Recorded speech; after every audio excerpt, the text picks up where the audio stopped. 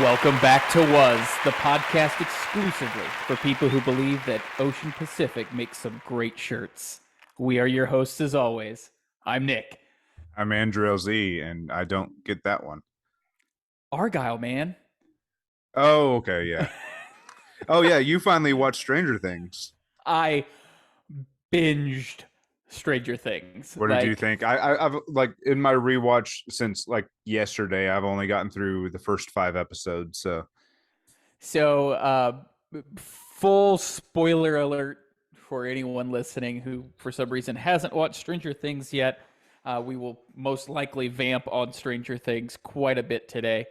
But to set this up, I not only binged the fourth season over a couple days, but to get my wife caught up in order to binge that fourth season, I also watched the second and third seasons the 2 days prior to binging the fourth season. So I have watched a ton of Stranger Things over the last week. And I'm not mad about it. No, at all. no. I must say that the second season was better on the rewatch than it was the first time I watched it. And the third season was also better on a rewatch the second time I watched it through. But man, that fourth season. God, I wish I could watch it for the first time again. Good. I wish I could watch it for the first time again. That is not saying that I think it's perfect by any stretch of the imagination. There are things about it that I have nitpicks about, but holy crap, it is great television. Yeah. I only really had, I think, about 2 total major issues with it. Like whenever Max is drawing pieces of the house and Nancy just origamis them all together. That was my bit, and I had an issue with that during the first watch. And then also, I think it's the same episode when Mike is like, why didn't he just tell us the phone number? It could have it could have taken one more second. The guy was in the process of dying. He Mike was actively dying, Mike. why would he give us a pin that doesn't work? Who's ever asked that before? Like out loud? Yes. Why is that something you would say? And then of course it has not a phone number, but like a dial-up number. Yeah. The internet was wild back in the 80s, man. Yeah. But Cassie did them right. Yeah. The only nitpick I would have, I appreciate what they did telling basically 3 concurrent stories all at the same time that end up meeting at the same place at the end of the season. Not really. None of them all of their missions all end up like in like one's in Russia, one's in New Mexico or wherever. They take over the other pizza place. Yes. And then one's in Hawkins. Well, I'm just saying that the 3 groups of people, they become intertwined by the end of the season. Hop and Joyce and God bless Murray. Murray's the best. Murray is the best. So much. In Russia, end up, trying to help Elle and the group in Hawkins by fighting the Demogorgon there in Russia. And, Elle, obviously, with Mike and Will, and also God bless Will. I feel so terrible at the core for Will. Because all he wants to do is love Mike, guys. All he wants to do is just let Mike know that he loves him. It's not going to happen because I hope Mike dies. Okay. Yes, I do hope Mike dies. That is correct. But no, I see. That's the thing. I don't love Will as much as everybody else. He had an amazing performance in season 2. He had an amazing performance, but literally ever since he's just annoyed me, and he's been on the sideline. Next season he should be a little bit more forefront, but I'm not as impressed with whatever the kid. I can't think of the kids who plays him. I haven't been impressed with him since the second season. I get it. I really like Will. I think, he was the reason for the first season. His performance in the second season was amazing. I think he got the short end of the stick in the third and the fourth season for sure. I continue to not give a crap about Jonathan. I'll be Oh, real honest with you. I know, Just but do not care about Jonathan we get that whatsoever. great scene whenever Murray first shows up at the California home, and Jonathan's high as shit. And he's like, "Hey, Yes. Murray," and then, "No, man, this risotto's awesome." And I had forgotten about that. no, it's amazing. Uh, but But also because of Jonathan, we get Argyle, and Argyle, Argyle is great. I I love, love Argyle. yeah. No, But like I said, what I would say, like my biggest nitpick was them telling these four kind of, or excuse me, three kind of what seemed to be almost separate stories at once. They also kept Elle out of the action a little bit too long for my liking. I wish she would have gotten her powers back maybe an episode before. But again, these are all nitpicks. I think it culminated with a fantastic cliffhanger for the fifth season. mm-hmm. They are absolutely going out with a bang on that. Oh yeah, I Eddie, fucking yeah. I was oh waiting for you to get to Eddie. oh god, I know, that but that scene on top of the trailer playing playing Master Master of of Puppets. Puppets Yeah, is brilliant. yeah. It was, as Eddie put it, the most metal thing ever. Yeah, and then unfortunately, there was zero way for him to come back. Oh They no, wrote themselves into a corner. They didn't realize how loved Eddie was going to be. They didn't realize how loved Chrissy was going to be. They immediately after that first day that the season aired, they're like, we really regret killing Chrissy, because yeah. her and Eddie's chemistry was off the Mhm. charts. Well, And and Eddie was such a great character, and I think ultimately it sucks that we only got such little time with him. I would have loved to see Eddie in the fifth season. yeah, I'm wondering Um, if Argyle's going to be, because he's in Hawkins now. Is he going to go mhm. back to California? I It's don't the know. Fortress of Solid. This isn't exactly a Fortress of Solitude, Fortress of dudes. Solitude. I My loved him dude. so much. Yeah, I loved My dude. Argyle. Yeah, That's how but I'm going to interact with people from now. I just, my dude. yeah, it was a great season. I'm very happy that you finally watched it. I wonder what they're going to do with Max in season 5. I have this feeling that Max is going to be a vessel for Vecna in season 5. They're going to incorporate her somehow, but her laying in a bed in a coma isn't a really good utilization of that character. So I have a feeling like we may see her turn bad, or like I said, be a vessel of Vecna. Well, Um, they have mentioned there's going to be a significant time jump. oh, This season okay. took place in '86. 86. What we think is probably it's going to be '89. Let's make it a little bit closer to the actual kid's age now. Hmm. Hmm. And I don't know. It'll be interesting. I think Max is immediately going to be out of that coma in the first episode, at the end of the first episode Yeah. or the beginning of the second episode. But yeah, there's no way to tell anything right now, just because Yeah. everything is up in the air. So Yeah.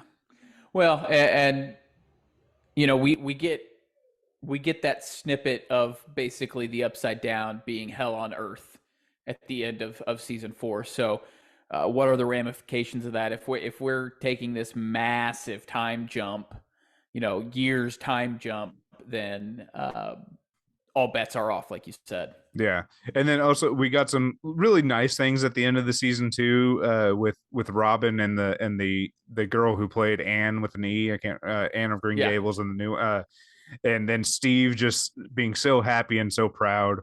God bless Steve. Steve is the greatest character in the Steve is history the of best. television. He's my favorite character. Only seconded by Nancy. Nancy Wheeler Such a is, badass. yes.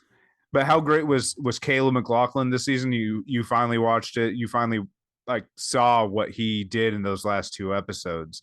My God, did he Yeah. kill it? Him and Yeah. obviously Sadie. Sadie was the biggest part of the first part 1, but Caleb killed it in that part 2. Nothing against what Sadie Absolutely. did. Nothing against what Sadie did, because Sadie was amazing in those last 2 episodes too. But Caleb, the amount of emotions that he gave us was terrific. So I'm I'll be honest with you. It was the first time I actually liked Lucas. yeah. Like Well, I have not cared for Lucas from season 1 to season 3. and that the final like 5 episode stretch where Lucas stopped being a douche. Well, I mean, Uh, you realize he was doing it to kind of like because he was still on their side. He was yeah, trying to, no, I get it. No, yeah, totally get it. Like I said, just was not a huge fan of his character. I think the actor is fantastic. I think McLaughlin is a fantastic actor. I just did not appreciate Lucas as a character yeah, up until that last 4 or 5 episodes. yeah, And he killed it, like yeah. absolutely destroyed it.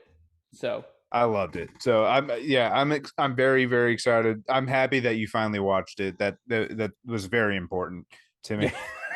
I'm so happy that I finally watched it. Did you watch anything else this week? I know you had a kind of a busy week, especially with Stranger Things, but Yeah, watched bits and pieces of SummerSlam, which I'm sure we will touch on here shortly. I rewatched Tron Legacy since we talked about it yeah. during the last pod, and man, that movie holds up. It's so beautiful. Yeah, It is such a I gorgeous movie. started it that night on last Saturday or Sunday whenever we Hmm. recorded.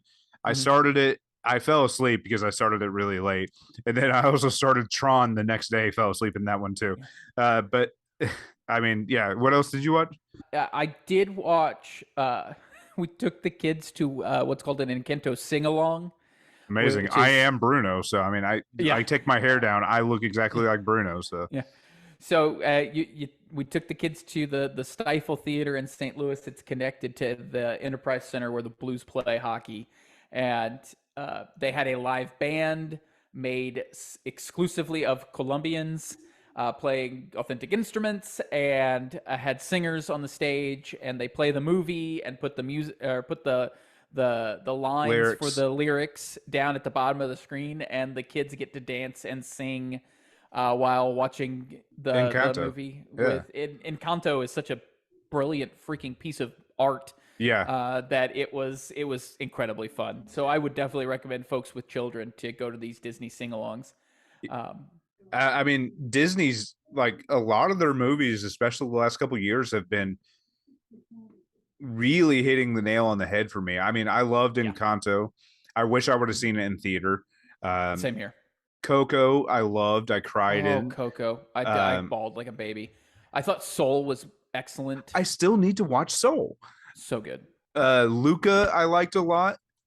Uh, Luca is probably the one that I was most lukewarm on, to be honest with you. I ended up loving it more than I expected. But But I really enjoyed the one with Tom Holland and Chris Pratt, Onward, Onward, which came out, you know, towards the right beginning before of the the pandemic, pandemic.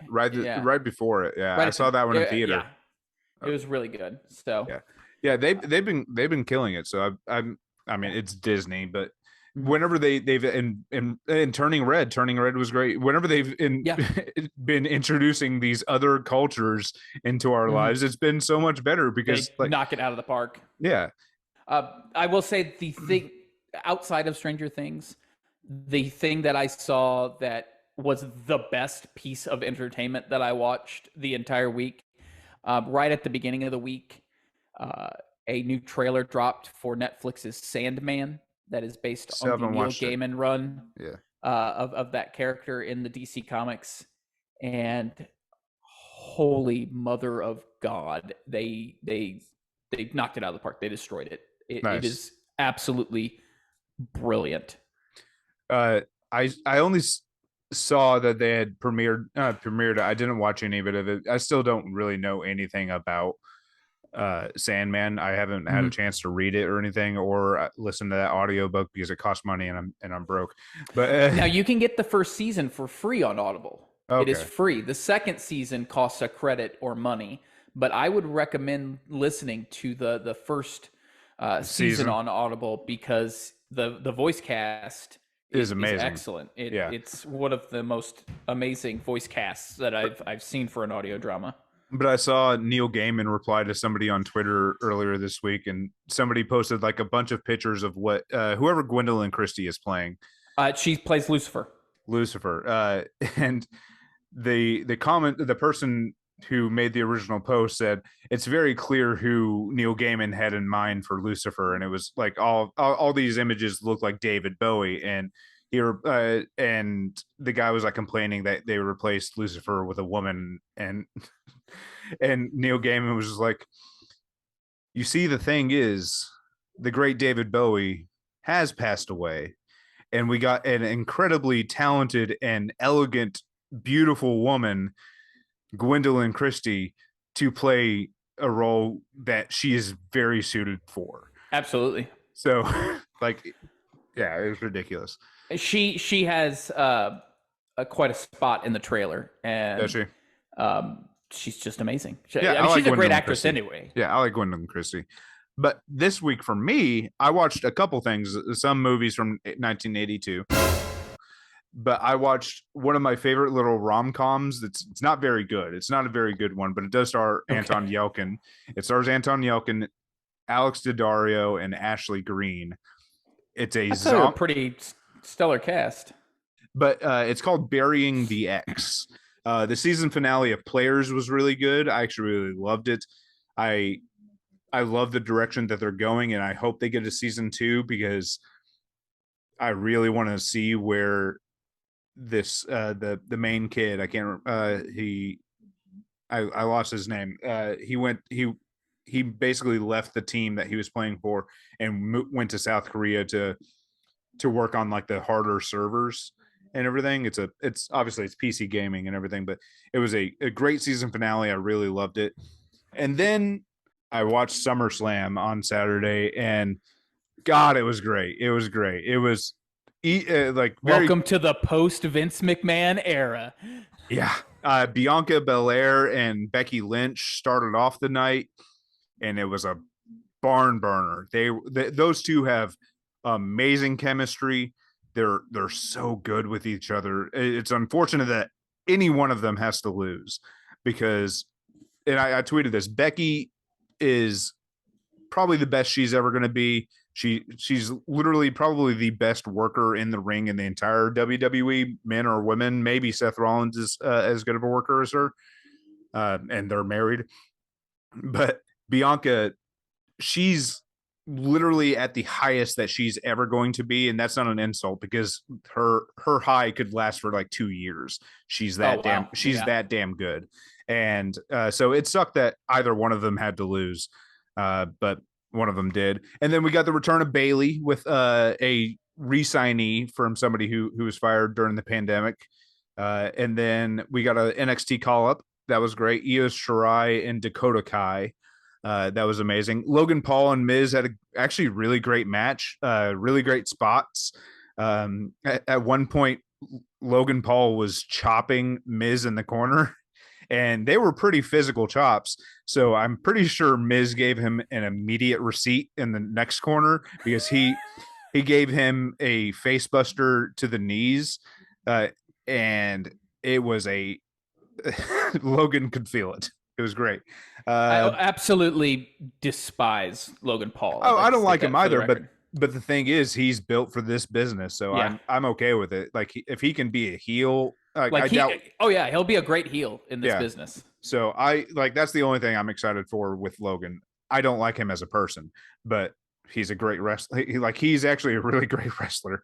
Bobby Lashley in theory had a match that was okay. The Mysterios versus Judgment Day, Finn Balor and Damian Priest. Finn Balor is probably the prettiest man on the face of the earth. I'm not kidding. I'm not kidding. Ask Melissa. Show video of Finn Balor to Melissa, I and will. that is the prettiest man on the face of the earth. Pat McAfee and Happy Corbin was a pretty decent match. It wasn't. It was definitely Pat's worst match so far in WWE, Aw. which he's only had 4 matches, so it's okay. His other 3 were really pretty I know great. Bleacher Report rated it as like a B. Yeah, I mean, That match. it was a fine match. It was a fine match. Usos versus Street Profits. I thought the Street Profits were going like there was no title changes in this card at all. I thought the Street Profits were finally There were going to not beat a the Usos. single. There No, was not no a title single change. title change. No, Wow. it happens. I mean, you have some great champions right now, so it's okay. Liv Morgan and Ronda went short because Logan Paul, Miz went long. It was a bad match. Ronda was not protecting Liz at all. It looked like she was actively pulling her shoulder out of her socket. Oh Uh, God. it didn't look good. I mean, Ronda is a terrible wrestler, so that makes sense. But she's had some good matches. She has, but She's just a terrible wrestler. she was not protecting Liv, and it was just not a good look for Liv or Ronda. And that was for the SmackDown title, correct? Yes. The women's SmackDown title? Okay. Yes. But then Roman versus Brock Lesnar was a amazing match. It was probably their best match so far between the two of them. I mean, this was an A+ rated match by multiple outlets. They said it was by far the best match of the night. And I'm going to spoil it for you. At the end of the match, because it was a last man standing match, Brock originally came out in a case tractor and took it to the ring. And by the end of the match, while Roman was still in the ring, Brock got in the tractor and lifted the ring up. And it was up there for the rest of the match. Oh. For about actually hours after, because until they cleared everything out, he literally lifted a corner of the ring. Oh. Roman fell out of the ring, and then they had the match on the outside. So literally all the people who were on one side of the ring could not see anything. Couldn't see shit. And it was amazing. It was amazing. I rewatched the entire If I bought card. Those like really good tickets ringside and couldn't see anything, the thing is, because it almost be worth tractor. it. It almost be worth it. It almost be worth it. I swear. It was such a visual. It was the coolest visual I've ever seen. But no, it was the most visual pay-per-view I think I've ever watched in my entire life. It was amazing. It was SummerSlam, and it was Triple H's SummerSlam. So I like I said, I got to watch bits and pieces of it. I did watch the Becky Bianca match, and I thought it was fantastic. I wanted Becky to win because I am just a huge Becky fan. Yeah. But I get it. Bianca is so talented. Yes. Like, she is just a technically and charismatically talented individual. Yeah. So that was probably, out of what I got to watch, that was probably my favorite match. I did get to watch parts of the Miz Logan Paul match, and I just hate both of them so much that I just turned it off. I'm such a big Miz fan, though. I know you are. I did not watch the Bobby Lashley Theory match. I like Bobby Lashley. I think I love Bobby. An incredibly talented individual, but I could care less about the Theory. Like, I think Theory is not He's a fun douche. at all. He's a douche. He's a giant douche. I didn't watch the Mysterios. You should watch it for Finn, though. You should watch it for Finn. I will go ahead and do that. Didn't watch Pat McAfee. I like Pat McAfee as a brand. I just don't care for him as a wrestler personally. I did watch part of the Street Profits match. Did not get to watch the whole thing. And did get to watch part of the Liv Morgan and Ronda Rousey match. And I don't like Ronda Rousey so much, and I like Liv Morgan quite a bit more. Yeah. Yeah. So I was like, I hope Liv wins, and I turned it off. And then I did not get to watch the Roman and Brock fight. I was hoping Brock would pull that out, but is what it is. I thought Roman was going to take a hiatus for a while. Yeah, I mean, he's not on television as much as I would wish, but he's fine. It's fine. Watch him lose it tonight on Raw somehow. No, I mean he's going to be headlining the pay-per-view in Cardiff, Wales next month. So, and he's advertised for that. So, gotcha. But all right, hey, anything else you want to talk about before we go to a break? Nah, all good. All right, we're going to take a quick break and we'll be right back. Hey, welcome back to the podcast about movies. And this year we are continuing our list of the movies of 1982. A very top-heavy year. So top-heavy. And I'm very curious. And Drew only watched 11 movies from this year. I have updated it. Only one of his movies that he watched prior to last week was not on this list. I have updated it by one movie. God. Is 12 it on your movies. list? Is it on your list? No, Did no, you put it it in did your? not make my list. What was your 12th movie then? Swamp Thing. Oh man, It was that's not just good. It was not great good. 80s schlock. It's terrible. I mean, it's Wes Craven. I wish I Oh would have yeah. liked it. I wish I would have, but no, it was not very good. No. Okay. Um, What is your number three, though? Apparently, this is going to be a shock to me. no, the number three won't be a shock to you. I told you the Okay. number one would be off the line. I will say, real quick, last week Drew had on his list my number five movie, which was Blade Runner. I believe you had that at number seven. Is that correct? Yes. And then he also had my number four movie, Tron, on At his number list as six. well. And that was at number six. Yes. So, number three, you know what? Perhaps shockingly to you, is going to be an Academy Award winning film by one of our two patron saints, Steven Spielberg.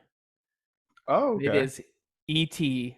the Extraterrestrial. I rewatched that this week, I did and as well. it still holds up. I It mean, still pulls my heartstrings, man. who knew that E.T. the Extraterrestrial and his adventures on Earth would still hold up? But God damn it, does it fucking it's so good. I really wish we were doing this podcast after August 12th because ET is getting a re-release in IMAX for its 40th anniversary, and you better damn well believe I will be in theaters to watch it in IMAX. I will travel to see it.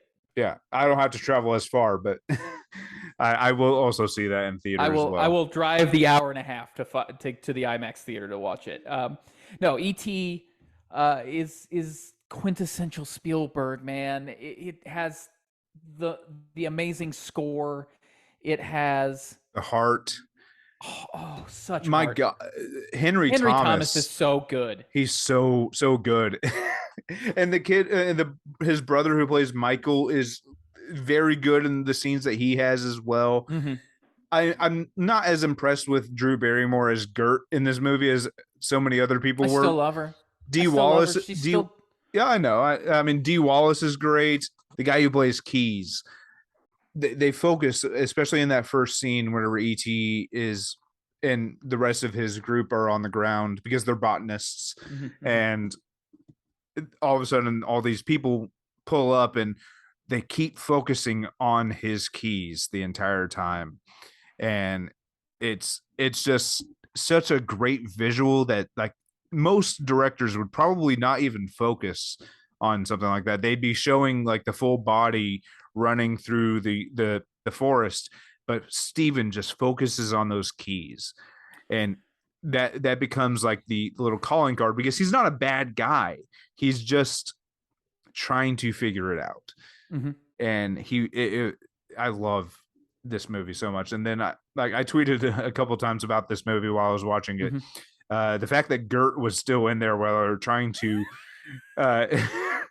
revive ET is just awful. It is. And then the score, as soon as we first see those bikes at the end, when it hits, when they're just riding, that John Williams score comes in. I mean, this score won an Academy Award. Yeah, it's the best original score at the 55th Oscars. And there's a reason why, because it's fucking amazing. It's so good. It's such a great. Oh yeah, for me this is number two. This is number two on my list. The score was another character in this film because the music, just like John Williams' music and everything that he's done in the history of mankind, it pushes the plot. It sets the mood and gives us an understanding of what's going on. And it's no different in this movie than it is in Star Wars or Indiana Jones or Jurassic Park, you name it. I mean, quite frankly, Steven Spielberg and John Williams go together like chocolate and peanut butter. Yeah. I mean, it's just fact. This is yet another film that was added to the Library of Congress for being an exceptional film that is historically and culturally significant. This may be like Steven Spielberg getting to toward the peak of his powers, Yeah, like finding his rhythm. Jaws was great. Do not get me wrong. Jaws is always going to be one of my favorite films of all time. But E.T. showed us what Steven Spielberg could do. could do. Yeah, Yeah. I mean, before that we got Close Encounters as well, and Close Encounters is, I think, probably my favorite Spielberg. Well, second favorite behind Jurassic Park. Mhm. E.T. is really high up there though, but Yeah. yeah, E- and I can't wait to rewatch Jaws because I haven't watched it in Mhm. years. The year that, if we do that year, I can't wait to rewatch Yeah. it. But this movie just, I remember I was terrified of ET growing Mhm. up. Just, it's mainly because of that first scene that him and Elliot are face to face and in the field and everything. And but man, Henry Thomas, when he's being interrogated by Peter Coyote, Oh, so when good. he's in that pod when Elliot's dying, Henry Thomas is acting. He's 10 years old or something, and he's putting on a clinic. He's destroying that scene. Uh, Hmm. and yeah, ET is easily it's I actually I thought this was going to be your number one. So I really That's why I did. said possibly shocking. Yeah. Uh, this movie deserves all the praise that it gets.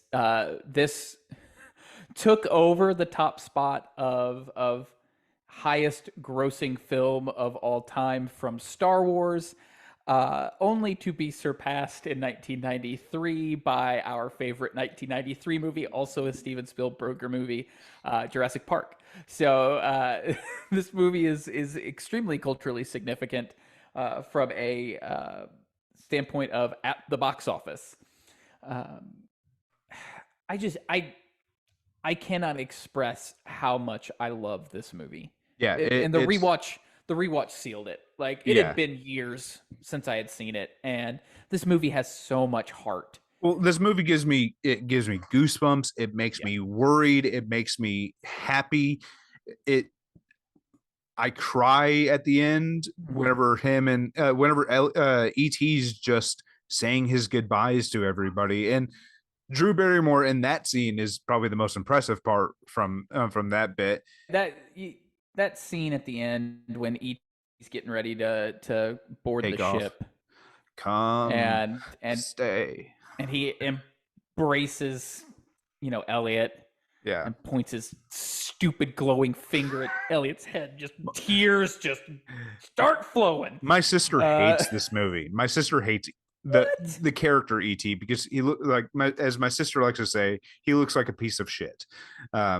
Which he does, but the thing is, I watched the behind the scenes of it because I have it on Blu-ray, Mhm. and they were talking about like the design of him and what the decisions they made while designing him Mhm. make Gotcha. perfect sense. So All also right. he's a plant technically, Yeah. as they he's an alien, but they Steven was like, I want you to whenever you're designing him, think of him as a plant. Yeah. So Well, that is my number three film of 1982. Drew's number two film of 1982, E.T. the Extraterrestrial. yeah, Uh, what and do you his have at adventures number? on Earth. Yeah. What do you have as your number three film, sir? My number three is The Dark Crystal. Not an amazing movie when it comes to dialogue or anything like that, but it is a visually beautifully made movie by the great Jim Henson that unfortunately he Mhm. died while making, because he wouldn't go to the hospital. But and Jen is one of the most annoying characters of all time. So annoying. He's awful, but everything else about this movie I love.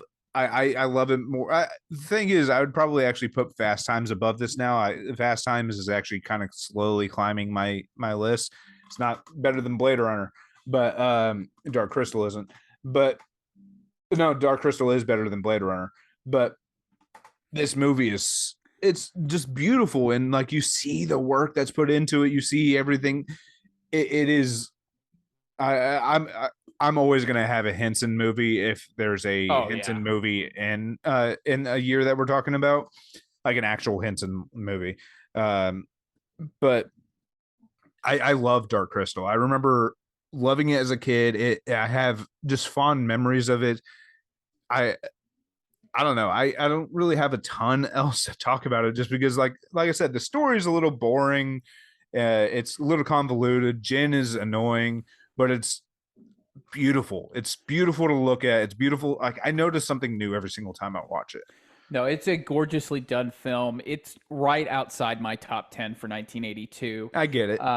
This is In my rewatch it, I get it. yeah, this is Henson and Frank Oz doing their thing. Yes.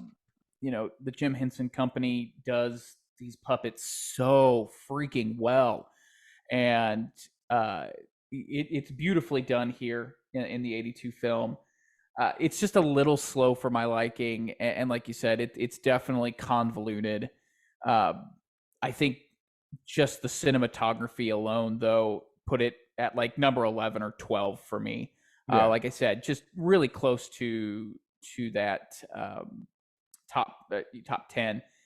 Uh, it did have a really well done Netflix Series, yeah. Age of series, Resistance. Age of Resistance, that I thought was very well done. I still need Uh, to finish it. I only watched like the first two episodes and then yeah. I just kind of fell off. But Yeah, it's a prequel. The Jim Henson Company worked hand in hand with Netflix to do the it. thing is, I'm sure if it has the bones of the original movie and it has better writers, I'm sure it's great. Unfortunately, I was hoping it would get a second season. I say that having not even seen it, Yeah. but I was hoping it would get a second season. But no, I mean, this is a selfish pick of mine, but I'm still I stand by it because I genuinely do love the Dark Crystal. It's more my memories from growing up Mhm. that I'm thinking about when I Well, make this selection. I mean, the puppets were great. Obviously, it was definitely a more mature affair from what Henson had done previously. This was darker in tone, more dramatic. When you think Jim Henson, you think the Muppets, or at Yeah. least most people do, and this is decidedly not the Muppets. Um, but again, it's exceedingly well done, and it's shot in a genuinely Yeah. fantastic way. It does have the funniest redub that I used to quote all the time, like 15 years ago. Like the Skeksis like approaching Jin and I can't think of her name. Um, I just watched it too, and I can't remember her name, but Oh, excuse me. it it's the funniest redub. I'll put it in the show notes. It's worth watching. It's only like 2 minutes long. But Yeah, yeah, I mean, like I said, it's literally just a pick mainly from my childhood. That's what yeah. I'm picking this I at number 3 4. So completely understand. and Completely get it. my number 2 was ET, which was Nick's number 3. So what is your number 2? I'm assuming My I know what this is. Yeah, my number two is going to be your number one. Yes. I'm gonna call it right now. Number two for me is John Carpenter's The Thing. It's my favorite horror movie of all time. I don't think it's one of my top 3 favorite movies of all time. I don't think anything else could have beaten this. But tell me why it's your number 2. Just FYI, this was very close to being my number one because it is quintessential Carpenter. I in fact put this above Halloween. I know a lot of people think Halloween is like his masterpiece. Halloween was his first movie, like professionally done, fully fledged studio release film. I think everything that he learned on that he improved on for the thing, and I think the story for the thing is infinitely better than Halloween. It's it I think yeah, it's I think I so think it's too. I think that the the cast, the setting, the script, and how it's shot Yeah. with also practical effects. It's completely it's the tone of the movie. It's literally Yeah. this movie it's best in a theater which Mhm. I finally got to experience, so I can finally say that. So But jealous. whenever you watch this movie, if you're literally having zero distractions, you put your phone down and let's say you turn off the lights in your house and you watch this movie, you feel like the walls are closing in on you because there's just so much suspicion, there's so much uncertainty. You there's nothing that could prepare these people for anything that's happening and they can't escape.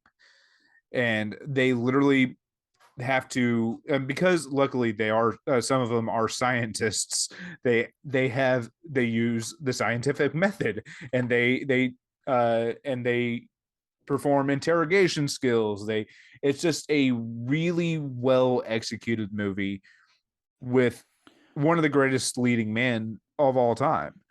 Kurt Russell as McReady is amazing. Yes. But what I will say is he and Keith David's I love Keith David. chemistry in this film, especially that final scene, Yeah. Well, I mean, the is thing is, just leaps and bounds one of the greatest things in film. with Kurt Russell, he has this great chemistry with a lot of these people in the movie, like the doctor, uh, and Knowles and Palmer and everybody. Everybody's just killing it. And like I said, you just like there's I've told people in the past whenever suggesting this movie, because I suggest this movie a lot, is you're That's what either you going should.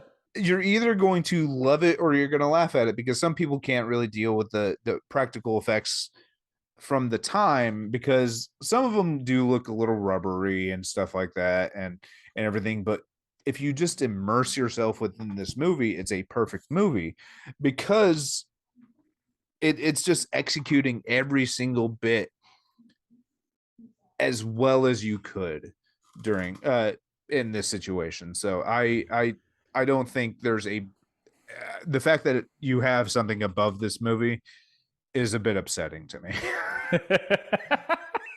I I'm mean, sorry. unless it was ET, but Um, it's not obviously, uh, but actually, I think I just figured out what your number one is. So back to the thing.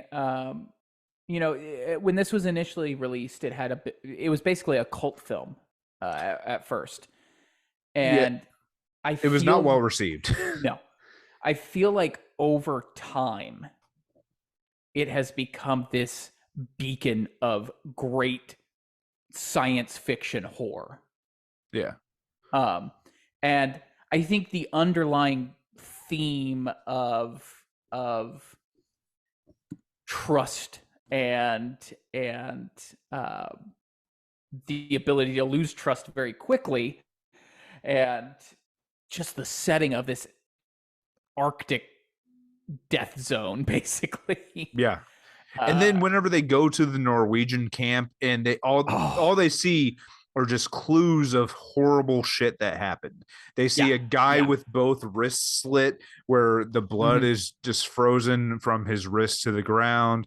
They get mm-hmm. the axe in the wall. They find the body, which they stupidly bring back to their camp. But I mean, technically nothing. Very stupidly. It wouldn't have changed anything because they already had a possession of the thing at their camp anyway. But they might have been able to contain it a little bit better. But when they get to that Norwegian camp and they kind of it's a very quick scene. They're Mm-hmm. not there for very long, but it's just such an impactful scene, which caused them to make another movie. But this everything about it, because Kurt Russell, like I said, is just he's very clearly the star of this movie and is taking the lead in every scene that he's Mm-hmm. in. So, and he's not even in charge on the base. He is set upon being in charge of this entire thing. So, Yeah. So that like I was alluding to earlier, that last scene between Keith David and Kurt Russell is the payoff this movie deserves. do you know Like who the thing is? no If one either one of them, does. actually, No one no. does. Or Carpenter might. Carpenter revealed it. Oh, Carpenter did he revealed. really? Yeah, it is Keith David. Oh, is it really? Yeah, and there was a PS2 game that came out Yeah, in the mid 2000s, yeah, I remember that. and it was written by John Carpenter, and he said canonically Keith David ended up being the Thing. Huh. So, Okay. but there's so many theories about this movie. Like, have you ever heard the eye light theory? No. Basically, whenever you're watching the movie, and it's true because whenever I was watching it in the theater, I was actually actively, because it's a lot easier to see. Whenever an actor is the Thing, they would Mm-hmm. have no shine from their eyes. Oh. We're not, nobody knows if it was a intentional thing, but it happened literally Mm-hmm. every single, like, if you're watching a scene and they had light coming from their eyes, they weren't the Thing. But if their eye, like the pupil was just completely black, they were the Thing. So there's that one, which we also get in that last shot with Keith David and Kurt Russell. There's also the theory that Kurt Russell was on to Keith David because he just disappeared for the last like 20 Yeah. minutes of the movie. Yeah. Whenever he pours him a drink, he doesn't pour him uh, liquor. He gives him gasoline. Oh. So there's a See, couple. I There's so always, many theories about this movie. I always took it that he, they had just their mutual distrust at the end is evident, and they basically just say fuck it and share the bottle of scotch together. Like Yeah. that was always my read, and I felt like it was obviously left ambiguous Oh yeah. for a It reason should be, as but they sit there, slowly freezing to death. yeah. Uh, But I but mean, yeah, this movie's great. Go ahead. Sorry. I know you and I have talked about the prequel, what ends up being the prequel, the 2017, 2011. 2011. Wow, I was way off. 2011, The Thing, which actually, as you alluded to earlier, follows the Norwegian team at the same site. I thought it was good. Yeah, no, and I thought it was really good, to I've be said honest with you. this, actually 2010. I've said this a billion times. This movie, the prequel, would be 1,000 times better had they not named it The Thing, and also Yeah. had they kept the practical effects Yes. instead of covering them up with awful CG. Other than that, the story works. Yeah. It follows everything, that all the clues that it gave us in that like 5-minute scene. It gave us an entire story, and everything makes sense. Uh, I have also heard, or at least back in 2020, it was announced by Universal and Blumhouse that they were going to be remaking the film or rebooting it. No. The remake was described as 2011. yeah, October 2011 is when that was the Sorry, prequel was released. It's so weird because my disc says copyright 2010 Universal Studios. Huh, interesting. Uh, no, the sequel that was announced in 2020 that would have been a Blumhouse production.